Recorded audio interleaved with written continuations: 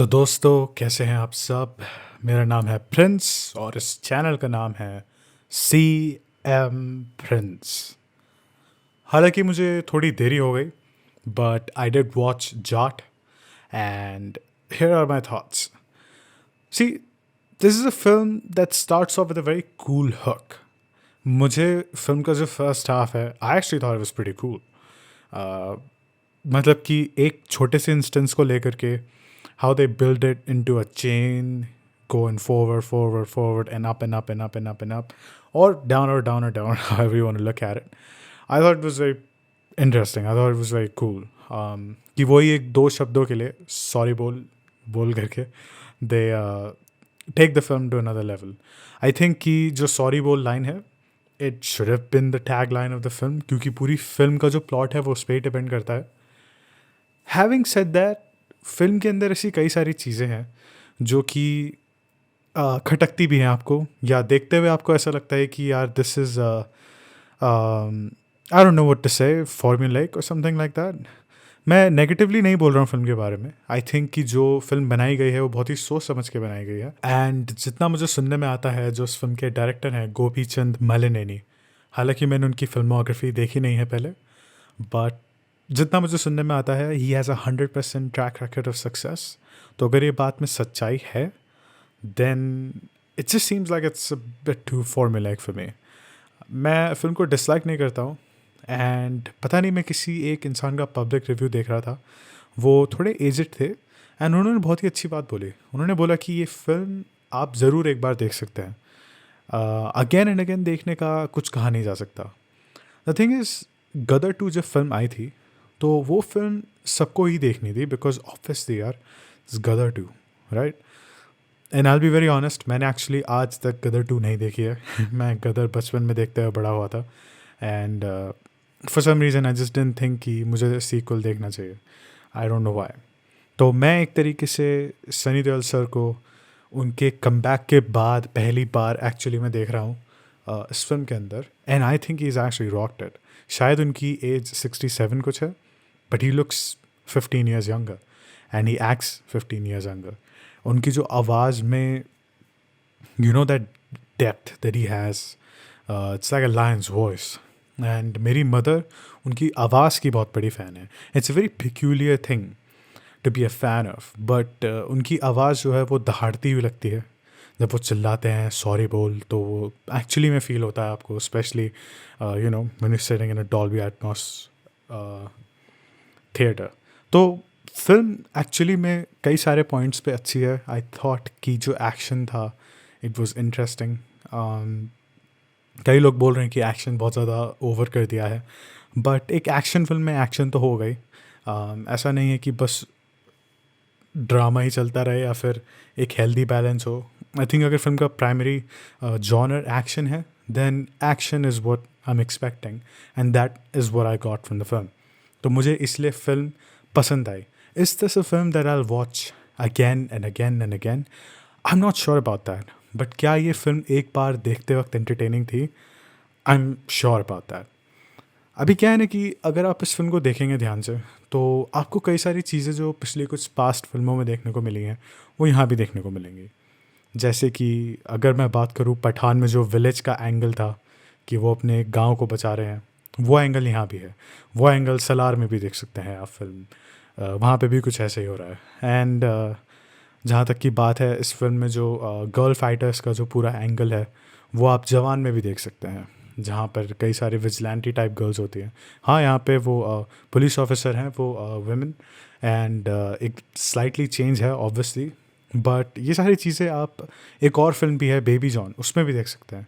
हालांकि फ़िल्म की प्रोडक्शन जून 2024 में शुरू हो गई थी, but I think it is pretty much known कि बेबी जॉन उस टाइम प्रोडक्शन में थी, and Baby John is a remake of Theri. So कई सारे एलिमेंट्स वहाँ भी सिमिलर हैं कि ट्रैफिक करा जा रहा है and all these things.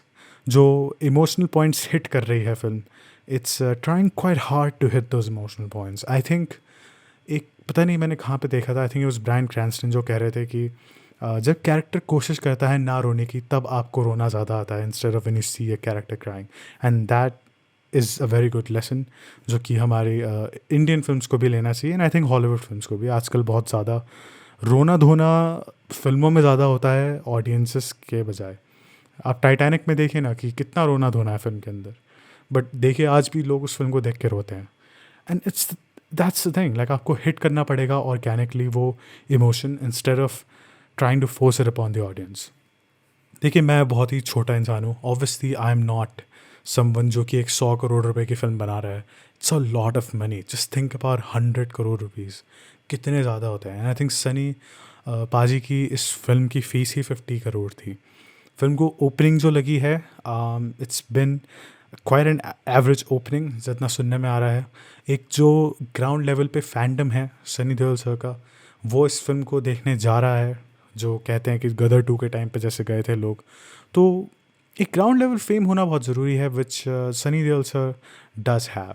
And I think कि जो फिल्म के कई सारे एलिमेंट्स हैं जो कि देखने में लगते हैं कि यार ये यहाँ से बोरोड है, यहाँ से बोरोड है। जैसे कि क्लाइमैक्स में भी जो एक फ़ाइट है कि एक ट्रांजिट लोकेशन को लिया जा रहा है बड़े स्केल की, जैसे कि वहाँ पे एयरपोर्ट है एंड यहाँ पर एक डॉक है, और वहाँ पे लड़ाई हो रही है फाइनल में विलन्स की, विलन एंड हीरो की। तो yes, when you think about it like that, आपको कई सारे एलिमेंट्स सिमिलर देखने को मिलेंगे फिल्म के अंदर, but all those things are kept aside अगर आप फिल्म को स्टार्टिंग से एंड तक जस्ट फॉर प्योर एंटरटेनमेंट देखें। And I think it is an entertaining film.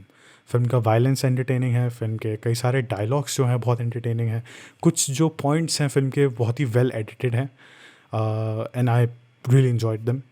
I just think कि जो फिल्म है उसका जो स्केल है, I think that's the one thing that's not maybe working for the audiences right now. पूरी film में Sunny Deol sir का एक ही लुक है। उनको हम अलग कपड़े में भी नहीं देखते हैं, मोस्टली हम उन्हें एक ही कपड़े में देखते हैं। कुछ जो 10-10 सेकंड के फ्लैशबैक सीक्वेंसेस हैं, वो देखने को जब मिलते हैं तो उसमें हम देखते हैं कि ये कैरेक्टर्स क्या थे पहले, एंड वो आपको KGF फिल्म की बहुत याद दिलाएगा। हालांकि मैंने KGF भी कभी पूरी फिल्म नहीं देखी है, एंड कोई बायस की बात नहीं है कि मैं साउथ की फिल्में नहीं देखता हूँ, नॉर्थ की फिल्में नहीं देखता हूँ। इट्स जस्ट दैट कि इस साल से मैंने ठाना था कि I will try and watch as many films as I can, whether they come out on streaming और you know I go in the theatre. क्योंकि मैं 2023 में बहुत गया था थिएटर, पर उसके बाद मैं 2024 में बहुत ही कम गया। And now that I have started this, I am kind of reconsidering my choices, और बहुत ही सोच समझ के देखने जाता हूँ फिल्म जब भी जाता हूँ। एंड आई डेफिनेटली थिंक कि this film is definitely a one time watch for all the audiences, and I hope you all enjoy it. अगर इस फिल्म को एक रेटिंग देनी हो, I think I would give it a 7 out of 10, but मैंने film को ज़रूर enjoy करा। And yes, it's one time pretty good watch. Action अच्छा था, एंटरटेनिंग था, ऑल्दो फिल्म कई जगह पर जो उनकी कास्टिंग चॉइसेस भी हैं, जो कई सारे फेमिलियर फेसेस हैं रिसेंट टाइम्स में हिंदी ऑडियंसेस के लिए, ये सब चीज़ें कुछ थोड़ी सी खटकती हैं। ऐसा लगता है कि यार did they really need this, but एक बहुत ही अच्छा निकनेम दिया गया है यहाँ पे सनी देओल सर को, बुलडोज़र। एंड अगर ये नेम कैच कर लेता है, I think he it can give him his second renaissance that he is looking for. Sunny Deol sir की एक्चुअली कुछ एक दो फिल्में आ रही हैं जिनके बारे में मैंने सुना है, जैसे कि उनकी एक फ़िल्म है सफ़र, जो कि थोड़ी आई हैव हर्ड कि बजरंगी भाईजान की तरह है। I think they trying to get a streaming deal for that film. उसमें मैंने सुना है सलमान खान सर का भी कैमियो है। So if this is the truth, I would like to see that film as well. I am quite interested in that film. मुझे पता है कि कई लोग सनी देओल सर को एक एक्शन स्टार के तरीके से ही देखते हैं, which is fine obviously, but कहीं ना कहीं वो इमोशनल रोल्स में मेरे हिसाब से बहुत ही अच्छे भी लगते हैं। And I think that's an underrated part of his personality. I think emotional action drama, there are few actors who can do it better in India than Sunny Deol sir, and I think he should really explore that genre while he's, you know, in the second phase of his career. So yeah, this is what I have to say. Take care of yourselves and your families.